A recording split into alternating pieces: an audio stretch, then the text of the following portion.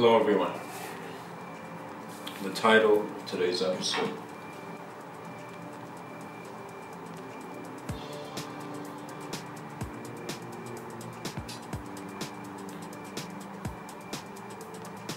is called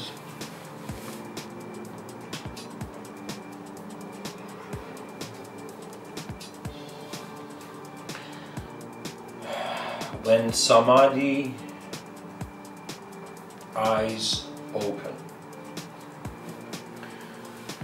You see, guys, there's a concept of Samadhi in ancient Indian culture and many places around the world. It's one phenomenon that's happened to the human being who's had a mystical self-inquiry. Any human being to some degree. It's not unique only to India, but India, the beings there were very conscious of what it was. You know, other places of the world, they were conscious of it in different ways. You know, shamans had a different approach. The Sufi whirling dervishes had a different approach.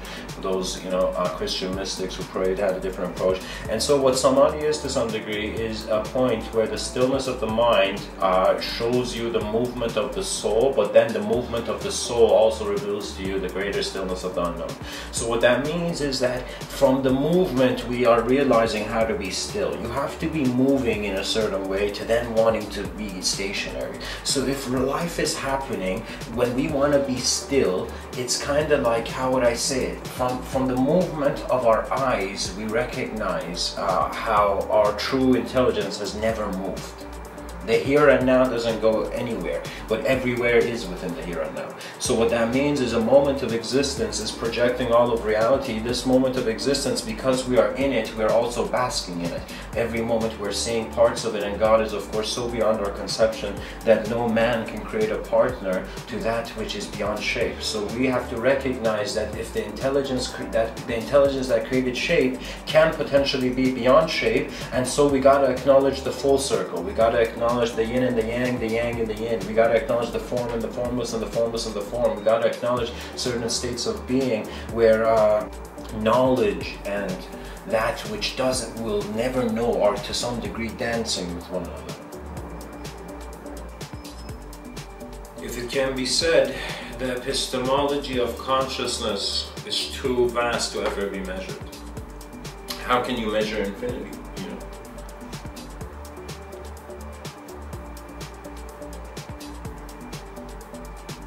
And so really, guys, the biggest pie I've ever seen has been in mathematics. And so the hunger for what is here originates from what is beyond here. They say if you have gone towards God, it is a calling from God within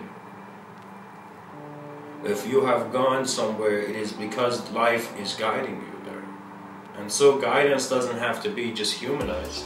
Guidance is how the nature of reality happens.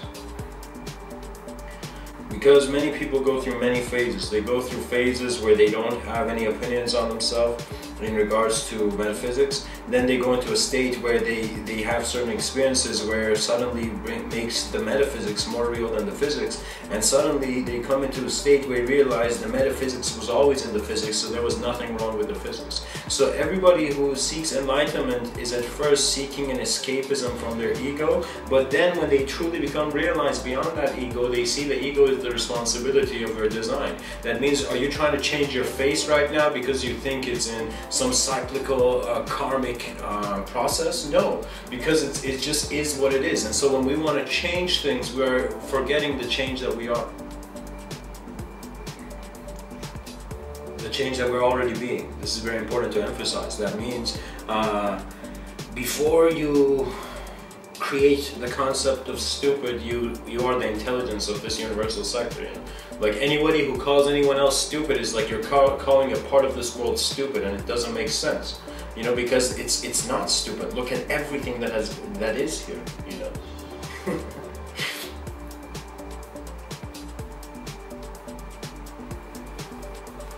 One can even very playfully say emotions are the guides of thoughts. That means when someone tells you a thought, how you feel about it suggests how real that thought will be. So I'll give you an example. Let's say two people are facing one another, and then they have no idea what is behind each other, but they could see behind the other person. And so one person looks behind the first person and sees like there's, you know, a white elephant, you know, and so the other person looks behind that other person and sees a black elephant, you know. And so, you know, let's say the person says, you know, and the person says, hey man, you know, or let's say it like this, you know. I want you to visualize like this. There is someone who is facing forward, and then behind this person there is another person who is facing the same direction. Now behind the first person that is much ahead, you know, so there's a person who's facing, let's say, forward, and then let's say like 2 meters behind him to the side, you know, there's another person, and this person suddenly notices behind this guy there is what do you call it? There is let's say somebody put that, you know, like the thing in the movies, we see somebody put a piece of paper with a note and taped it on the first guy's back, so the second guy is seeing it. So now let's say the second guy goes up to the other person, yeah, goes up to that person, and he goes up, so he walks to the same level as that guy. And then the guy, you know, suddenly realizes this man is here. You know, he didn't notice he was behind him, but he just looks and he sees he's right where he is, you know. And so the guy tells the man, hey man, there's a sign behind you, there's something on your back. And the guy says no, do you know? The guy is so convinced by his view of what is in front of him that he never questions his back. You know, he says, no, there's nothing behind me, you know, there's no note behind me, looking in front of me. Yeah, I'm looking in the mirror, you know, there's nothing in front of me. You know? You know? And so this is the thing, where the guy who's seen behind the first person's reality, the other person has no choice but to trust. Do you see? And the person has to say, okay, why is this guy telling me to look behind me, you know? So he checks his back and he sees there's the note, for example. So what I'm saying here is that we are convinced by one view of perception, sometimes in such static and just fixed ways that we can't see anything else fixed. This is the problem. If you think a belief is going to suffice for this problem you want to fix, if that belief is only the thing that fixes it, you're going to think nothing else fixes it. So what that means is if you have someone who's recognized the true nature of reality through Buddhism, or let's say Hinduism, or Islam, or Christianity, or many other religions and whatnot, practice like context, you're going to see something very interesting. That every person is very comfortable with the first things they've done. You know, nobody wants to doubt the first things they do because they've built up on that. You see? But the wise man doubts because he realizes he's not here for a game or a performance in front of an audience, even though at some point you're going to see that is the most beautiful thing you can do here. But what I'm saying is that you simply recognize that there are different evaluations. There is an evaluation if you think that you're just a physical entity. There's an evaluation where you realize that the body is a projection of the mind, so how can you just be a physical entity? You know, question mark. And so you go see, and there's certain states where you see you have no thought, but life still happens, and your mind is growing beyond the skin of a dying man. We all share the transcendental essence of the cosmos. That means it doesn't matter whether you wear a suit, you know, to work, or you don't wear a suit. You are a human being, and this cosmos is working. Generalize reality when specifics are limiting you, and specify reality the moment the generalizations are not giving you enough structure to advance.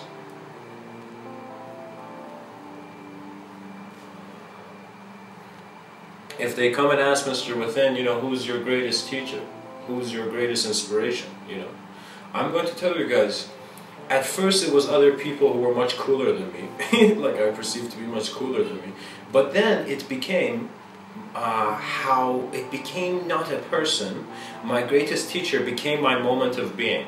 I realized, you know, I can try to go follow some other person, and even though sometimes in life you need to follow first to learn how to lead, but I realized that, you know, like after some point I recognized my mind originates ideas, so why do I need to look at another person's mind originating ideas when my mind is already originating? So let me look at the texture and the fabric of my thought, and let me truly see how strings are weaved beyond theories, you know. And so it's very important, guys, because it's like there is an elusive aspect to reality which suddenly leads to placebo and quantum physics not making sense that much to the scientific community. But we go see that the unknown cannot be known because you're always keeping an unknown factor. This is the thing about realization. When you imagine if you were the only one here, you would do most of the things for yourself. But because there's other people here, we doubt our own innate intuitive action first, and we try to see what others are doing, and then we do it. You know, I remember reading a quote. I think it was LinkedIn. No, not LinkedIn. Abraham Lincoln. You know, Abraham Lincoln on LinkedIn. You know, some rapper can use that again. I added Abraham Lincoln on LinkedIn. Yeah.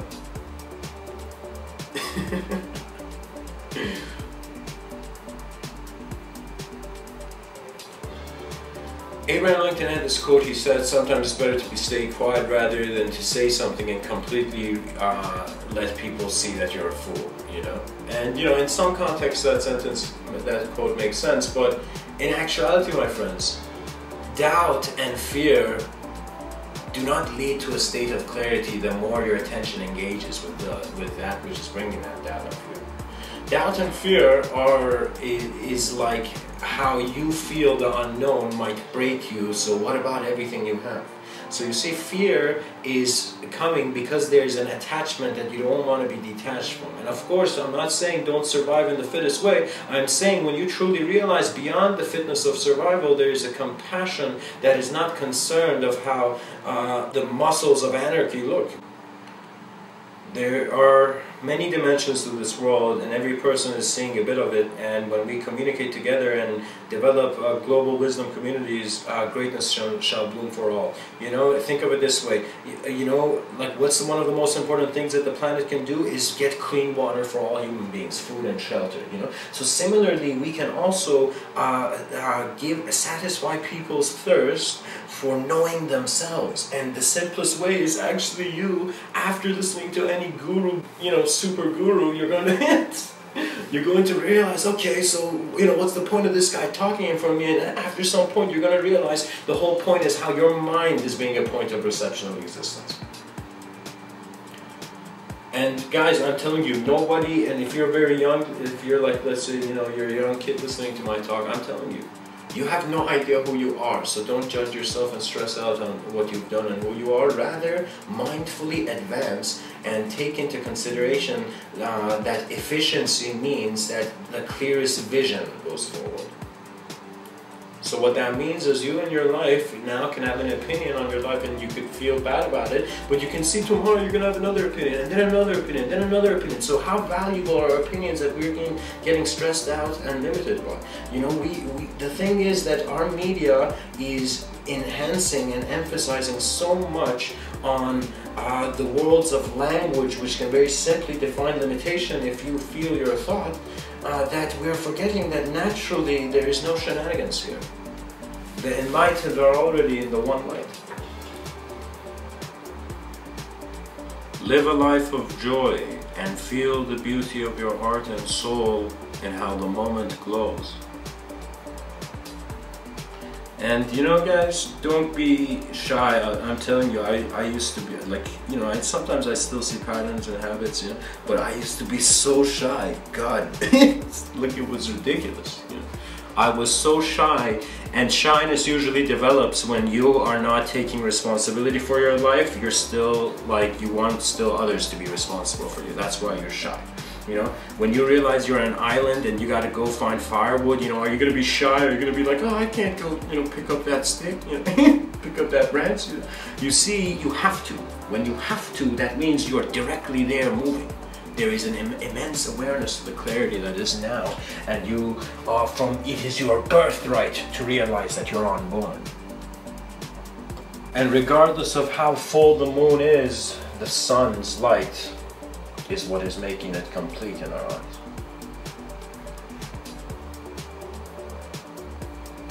One can even say the sun is the father of all the life forms on all the planets of our solar system. And believe it or not, astrology, when it mixes with transcendentalism, is going to be aligned with destiny. So we are either with individual in an intellectual manner adjusting history and reality and our knowledge, or we're going to see when we trust the supremacy of, let us say, the planet's soul of the soul, you know, of the soul. We're going to see that the drop in the ocean has nothing to fear when it is all here.